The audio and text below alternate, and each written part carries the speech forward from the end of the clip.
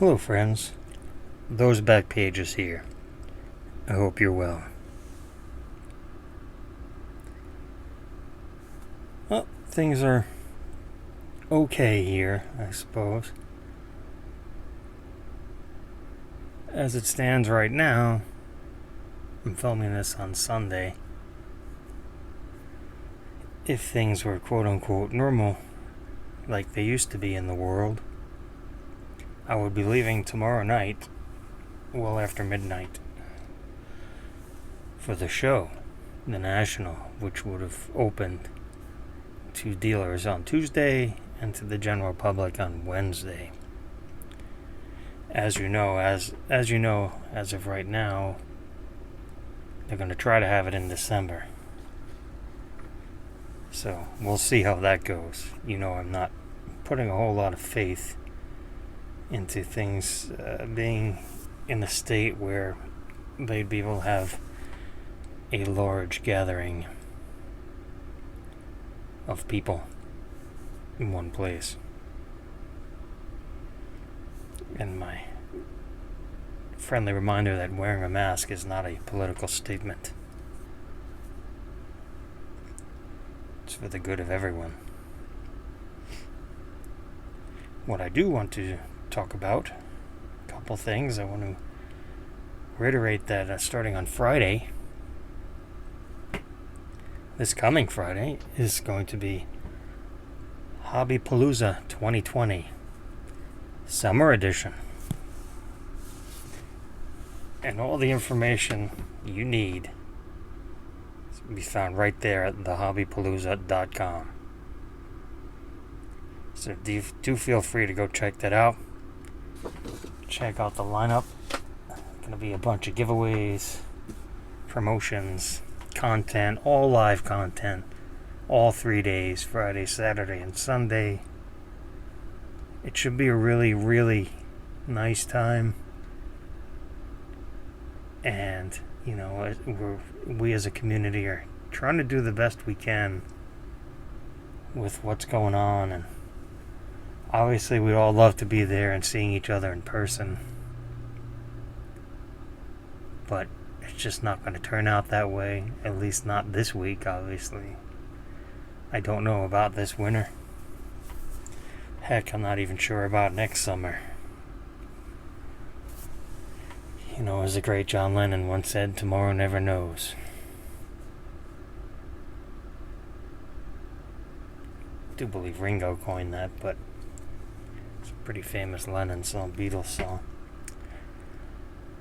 So, on a quick note on that, on the Hobbypalooza, let me know down below. I'll be participating. I'll be on Friday evening between 7 and 8 p.m. Eastern.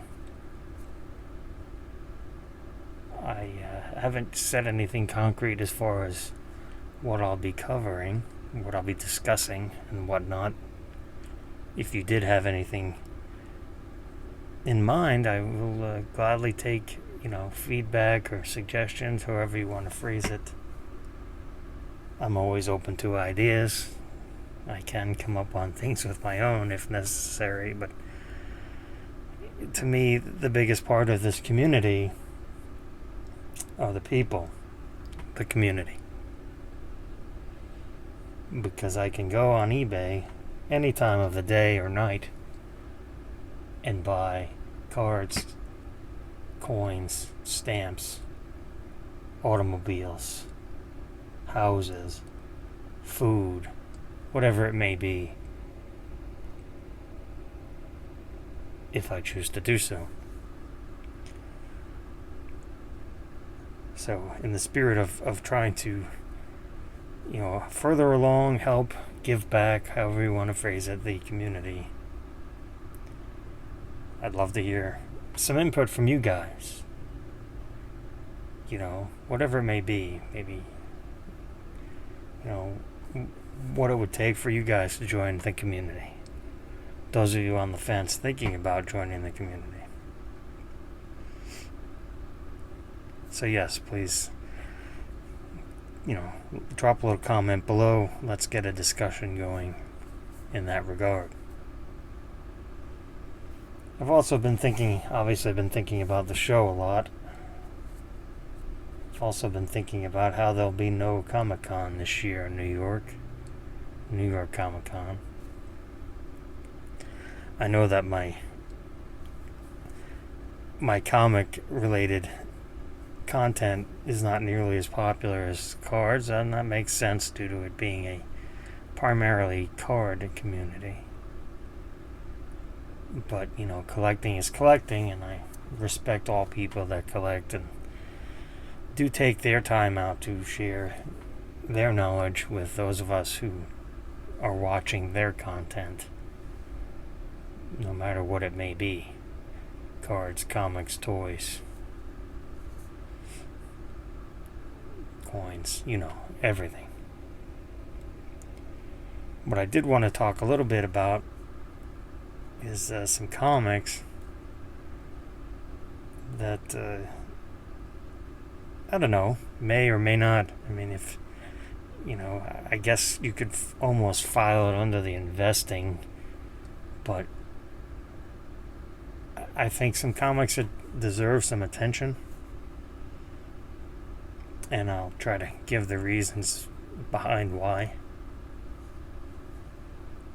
Now, that I didn't want to dig out. I have I'll just show it first, but this is the SpiderMan Platinum edition. Oh, and by the way, guys, this is going to be the new, I can't remember, I should have wrote that down. This is going to be the new player in the the third-party grading arena. The CGC guys are going to start doing sports cards, non-sports cards, at least initially, and then they're going to move on the sports cards. If I think to remember, I'll try to put some links down in the description below that, you know, I saw their slabs look okay. Their flips could use some work, but that's just me. I don't know if anything they've shown was final. I can go over, if you guys care to learn about graded comics, I can go over the gist of it at another time. Don't consider myself to be anywhere nearly as knowledgeable in the comic world versus the card world, but you know, the basic rundown of the flip and stuff I can do no problem. Like, that's the issue, that's the creator, the date of release. This is just a special platinum edition. It tells you the artist. McFarlane happened to do everything in here, and it just has like a notable appearance, and then the grade, and then a 9.6 to put that in baseball card language, is equivalent to a PSA 9. But the 9.8 would be a PSA 10. Now, this comic is, as you can see, the release date was August 1990. So technically it was out in July 1990. That's how comics work. So technically this comic is now 30 years old. This particular Platinum edition is what I would consider costly, even in a 9.6. But the regular 9.8 of the one you've seen on my wall behind me it's like I want to say $60 in a 9.8, maybe 70. I think that, you know, that's, all things considered, with, you know, the way sports cards, like, remember how we all said that 1987 Topps wax will be $9-10 a box forever, until it isn't, and it no longer is. So, you know, who are we to say that the same rules won't apply for comics? You know, the regular issue number 1 of this book, they made roughly 2 million copies. So they made plenty. They're not rare by any means. And there's the regular version, a silver version, a gold version, a Walmart gold UPC version. There's bagged silver, there's bagged basic. I mean, there's a run of the mill, but basically it's 30 years old, guys. So something that's in 9.8 shape, quote unquote gem mint, for lack of better terminology, and it's $75. Is that really outrageous in today's day and age, where you can't seem to buy any basketball blaster for under $60? I was looking at those the other day, and even 2015 Donruss NBA blasters are $60 now. Let that sink in. 2015 NBA. The year before they came up with optic and released optic. So just, these are things we need to let sink in. So that's the 9.8 regular version of Spider-Man #1. Another book I would recommend is Spawn #1, and here you can see 9.8. Now this is the newer, the current version of the slab. It's a little better made than the one over there, and they slid the page quality under here. It used to be under there. So it's a Spawn #1, Image Comics, May 1992. So this book itself is now 28 years old. And again, they've made plenty of these when they came out. I haven't checked. I actually did check the other one, but I have not checked. I did recommend this book a few years ago when it was in the $100 area. It might still be. It might be $150 now. I'm not sure. But the point being, again, something that's 28 years old. It's #1. It's McFarlane. It really, just some advertising on the back. Like, this has a cool back, but it's not. This back is exclusive to this Platinum edition. And this Platinum edition shows, it's all black cover, so it shows wear easily. So that's why it's not an easy book to get in an 9.8. But back to the Spawn. And Spider-Man #1 raw, the regular copy is probably like $10 or $12. But this one, I don't even know what these go for raw.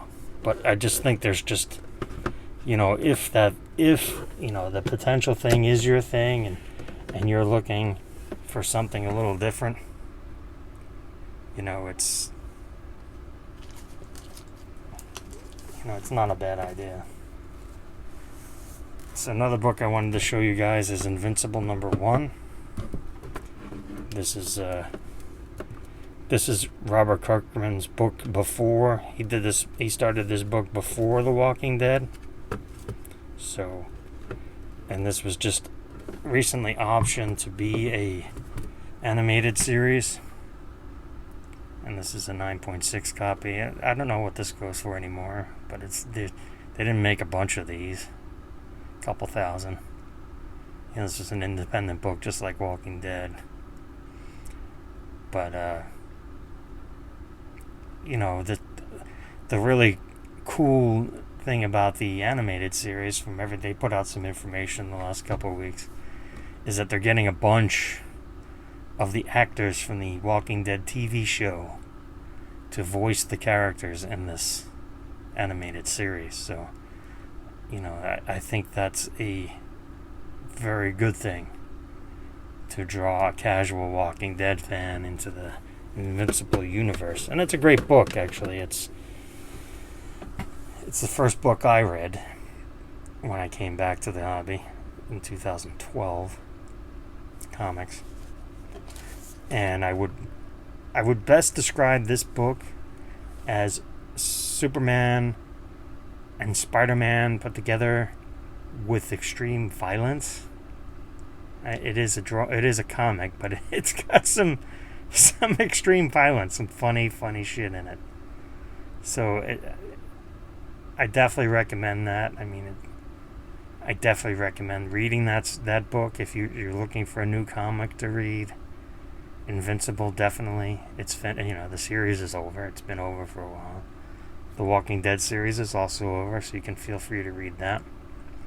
I did hear that in October they're going to be launching Walking Dead Deluxe, which is a all-color version of The Walking Dead. Invincible is all color if you're bothered by black and white. The entire inside is color, but Walking Dead was inside was black and white. So that did turn some people off. Thank you for tuning in to tonight's episode. I am very appreciative of you spending your time with me, telling my stories and things. Remember to always be kind, keep learning, share your knowledge, and cherish your collection.